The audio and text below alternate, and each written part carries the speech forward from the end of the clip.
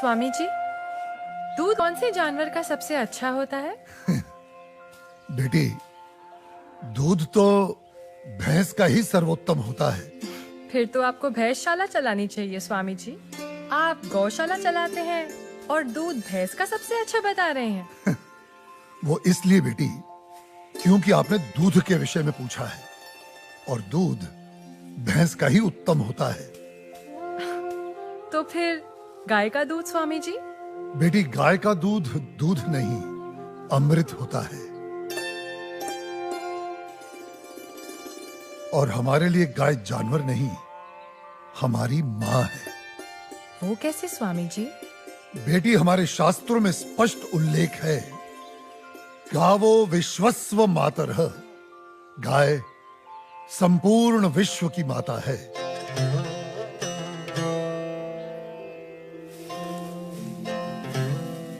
बेटी, गाय ही संसार में एकमात्र ऐसा प्राणी है जिसके अंग अंग से संसार को लाभ प्राप्त होता है। गाय दया, ममता और त्याग की देवी है। गाय लोक मंगल का स्वरूप है। लोक मंगल का स्वरूप है? वो कैसे स्वामी जी? हाँ बेटी, गाय का दूध पीने से शरीर के साथ साथ मस्तिष्क का भी विकास होता है। गाय के दूध में 8 प्रकार के प्रोटीन्स, 6 प्रकार के विटामिन्स, अनेकों प्रकार के एमिनो एसिड्स और न जाने कितने प्रकार के दुर्लभ तत्व प्राप्त होते हैं। It's a complete and wholesome food. ये मानव शरीर के प्रत्येक रोगों के लिए वरदान है। इसीलिए ये अमृत है। अब तुम गौमूत्र को ही ले लो। गौमूत्र बेटी अद्भुत औषधि है और हमारे आयुर्वेद में तो कई सारी जीवन रक्षक दवाएं गौमूत्र को केंद्रित करके ही बनाई जाती हैं। अच्छा। क्या आपको पता है, अमेरिका अपनी दवाइयां बनाने के लिए काऊ यूरिन इंडिया से ही इंपोर्ट करता है। रियली? अब आओ गोबर पर। काऊ डंग, जिसका अज्ञानी लोग बहुत मजाक उड़ाते हैं, वही गोबर ईंधन और खाद यानी कोल और मैन्योर का काम करता है। It's a natural fuel and fertiliser. आपको पता है बेटी, गांव के कच्चे घरों की दीवारों पर गोबर लेपने से उन पर सूर्य की सख्त और विषाक्त किरणों का असर ही नहीं होता। ओह। बेटी, हमारे शास्त्रों में कहा गया है कि गाय के खुरों से उड़ी धूल यानी गोधूली अपने मस्तक पर लगाना तमाम तीर्थों में स्नान करने के बराबर है। लेकिन स्वामी जी, आपने ये गौशाला खोलकर जो बूढ़ी और दूध ना देने वाली गायों को शेल्टर दिया है, अगर कोई कसाई इन्हीं गायों को काटकर उनका मांस अगर बाजार में बेचता है, उसे तो 30-40 हजार का लाभ हो सकता है। लेकिन आपने तो इन बूढ़ी गायों को शरण देकर उसके पेट पर तो लात मार दी है। उस बेचारे का तो रोजगार छिन गया है स्वामी जी। हम कितने एहसान फरामोश हो गए हैं बेटी। चलो आज एक कैलकुलेशन करते हैं। एक गाय 20 से 25 साल जीती है। वो अपने जीवन काल में 15 साल हर रोज 15 से 20 लीटर दूध देती है। इसका मतलब एक साल में हुए तकरीबन 7,000 लीटर दूध और 15 साल में हुए 1,05,000 लीटर दूध। अब आप अंदाजा लगा लो, 1 लीटर दूध कितने का बिकता है और 1,05,000 लीटर दूध कितने का बिकेगा। अब तुम वैसे ही गोबर और गौमूत्र का भी गणित जोड़ लो। तुम्हारी आंखें फटी और खुली रह जाएंगी कि एक गाय अपने पूरे जीवन काल में कितने करोड़ों रुपए मनुष्य को कमा कर देती है। बेटी, अनेक इंडस्ट्रीज काऊ डेयरी और उसके बाय प्रोडक्ट्स पर टिकी हुई हैं। और ये गणित यहीं खत्म नहीं होता बेटी। उसकी मृत्यु के उपरांत उसकी चमड़ी, उसकी अस्थियां भी काम में आती हैं। उससे भी लोग पैसे कमाते हैं। और आप 30-40 हजार रुपयों की खातिर उस ममता की मूर्त को जीवित काट कर व्यापार करने की बात कर रही हो, उसे खाने की बात कर रही हो।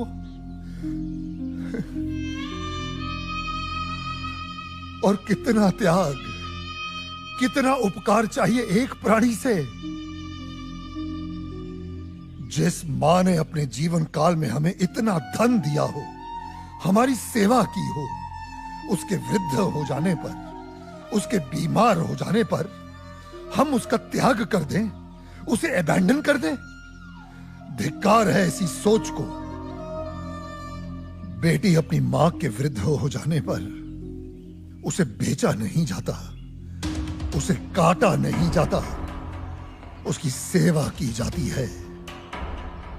मैं आपकी बात से सहमत हूँ स्वामी जी, लेकिन आपका पॉइंट ऑफ व्यू प्रेजुडिस भी तो हो सकता है, क्योंकि आप एक हिंदू हैं।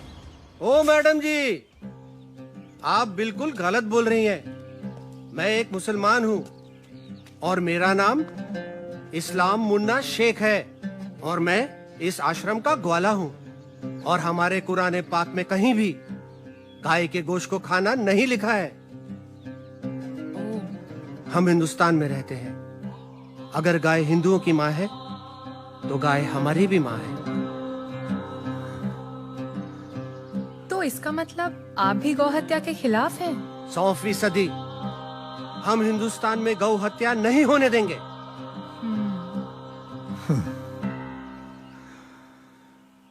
बेटी, जितनी भी बीमार, लाचार और दूध ना देने वाली गाय हैं, जिन्हें हमारे अपने ही हिंदुओं ने अपने निजी स्वार्थ के लिए त्याग दिया है, हम उन सब गायों को अपने यहां शरण देंगे। उनकी सेवा कर उनका ऋण चुकाएंगे। पादरी साहब मुबारक हो। आदिवासियों के 4 गांव, सबसे बात हो गई है। सब धर्म परिवर्तन के लिए तैयार हैं। आप तो ये रखिए, धर्म परिवर्तन के बाद सब में बांट दीजिएगा, सबको खुश करके भेजिएगा। Thank you my dear, God bless you. मगर पादरी साहब, उन आदिवासियों के सारे वोट मुझे ही मिलने चाहिए। श्योर। अपने लाल सलाम को अपना लाल बावटा फहराना चाहिए। Don't you worry mister Shivarao, आप तो बस हमारी मिशनरी को सपोर्ट करते रहिए। आई एश्योर यू, आपको वोटों की कभी कमी नहीं होगी। कोई वोट नहीं पड़ेगा साहब, भूल जाओ राव साहब, भूल जाओ। कोई वोट नहीं पड़ेगा और ना ही कोई धर्म परिवर्तन होने वाला है। हा? क्या बकवास कर रहा है? बकवास नहीं करता है साहब, सच बोलता है। एक नया साधु आया है, पूरा दिन सनातन धर्म का प्रचार करता है, भंडारा लगाता है और ये आदिवासी बैठ के उसका बात सुनते। ये पत्रकार लोग खूब इंटरव्यू कर रहे हैं उसका। और भाई, उसका कन्विंसिंग पावर इतना जबरदस्त है कि कोई भी दूसरा धर्म घंटा अपनाएगा। ये तो कुछ नहीं साहेब, अपना मांस का धंधा चौपट होने वाला है। वो सारी बूढ़ी और बीमार गायों को शरण देता है। वो स्वामी गो हत्या के सख्त खिलाफ है।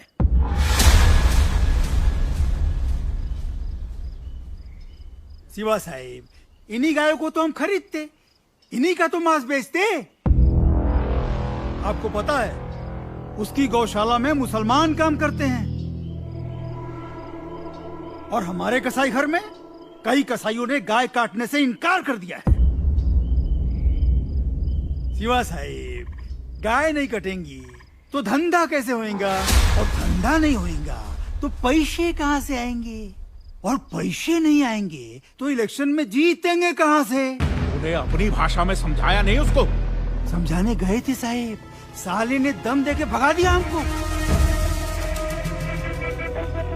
बोले तो बहुत सॉलिड है, एकदम पावरफुल है वो।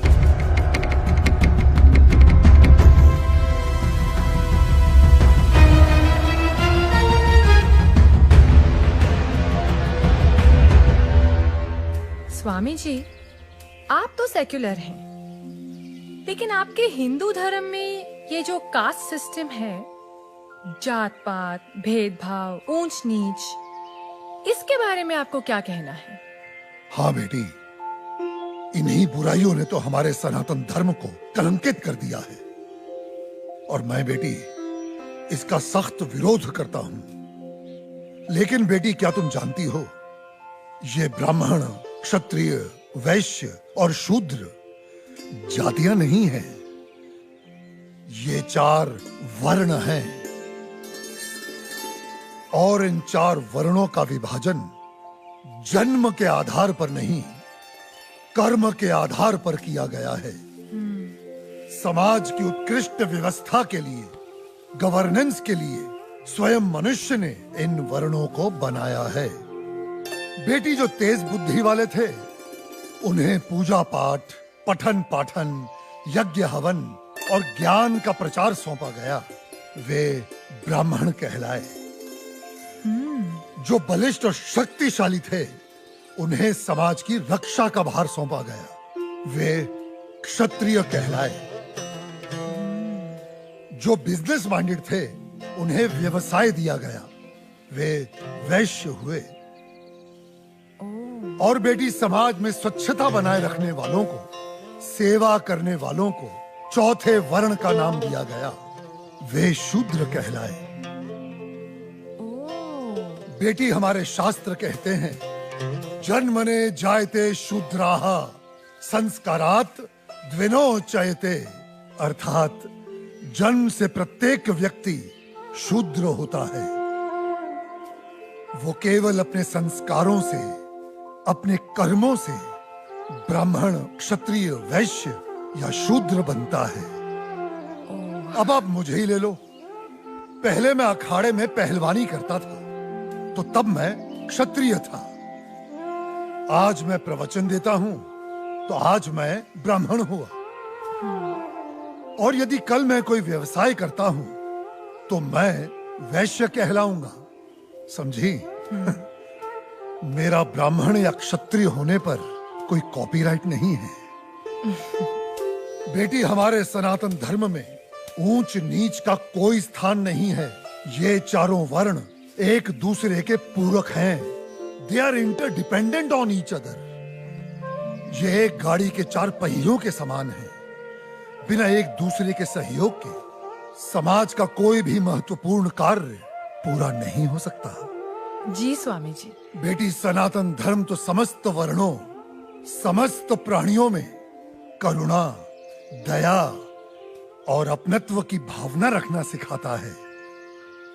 सर्व धर्म समभाव में विश्वास करना सिखाता है।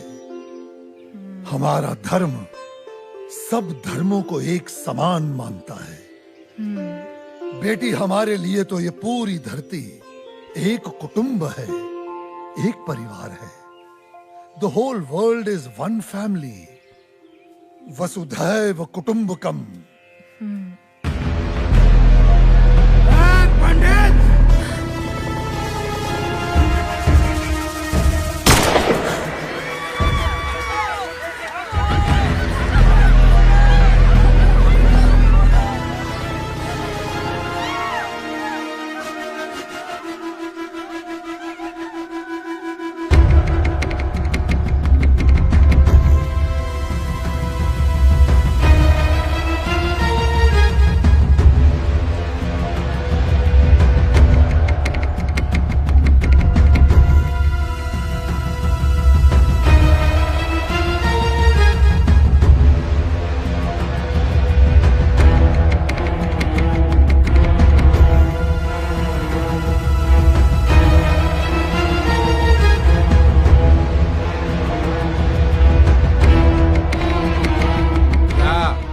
क्या रहा है यहाँ पर? हाँ, चल क्या रहा है यहाँ पर?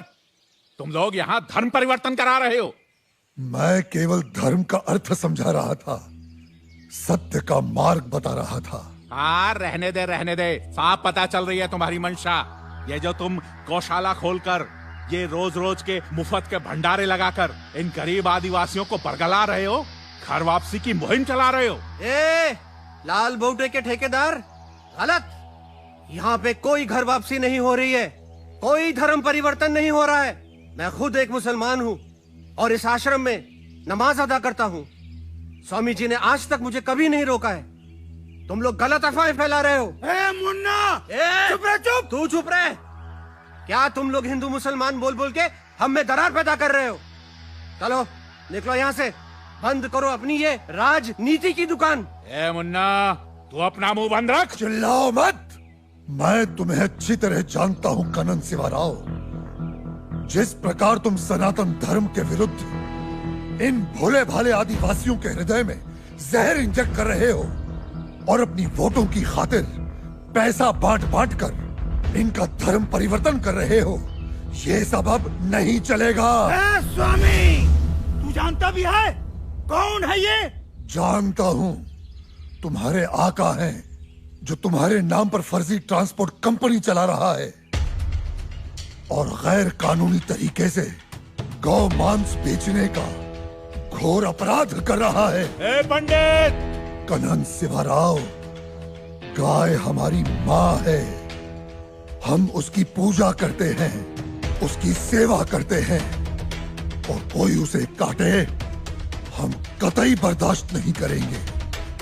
हम तुम्हारा ये गोरख धंधा बंद करवा के रहेंगे। ए, तू हमारा धंधा बंद करवाएगा? हाँ?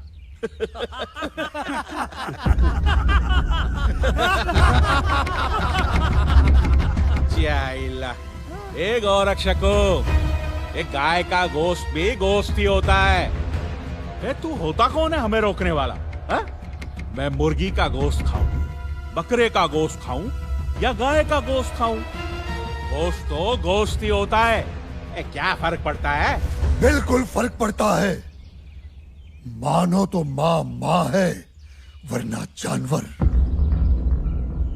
कनन शिवाराव, माँ, बहन, बेटी और पत्नी सभी स्त्री जात होती हैं, लेकिन सभी के साथ एक जैसा संबंध नहीं बनाया जा सकता। ए कनन, क्या तू अपनी माँ बहनों के साथ सोता है, उनका बिस्तर गर्म करता है? हरामखोर, माँ पे जाता है।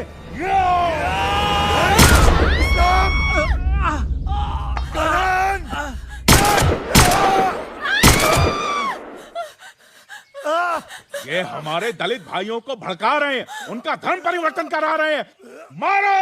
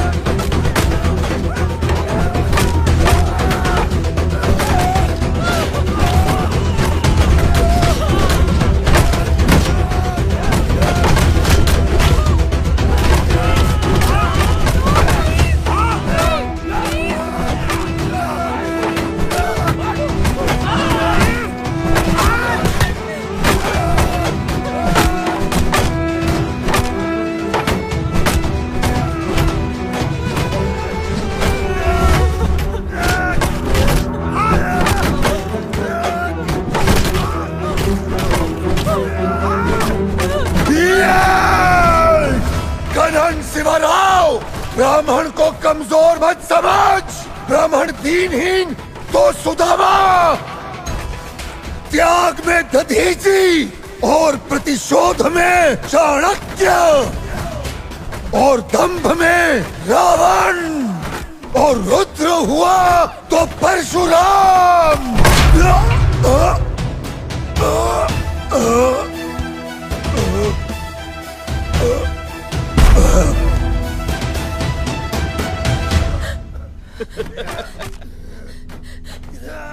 आप लोग ऐसे कैसे कर सकते हैं? स्वामी जी मर जाएंगे, उन्हें कितनी चोट लग रही है। I'll call the police. मैं पुलिस को बुलाऊंगी। चुप।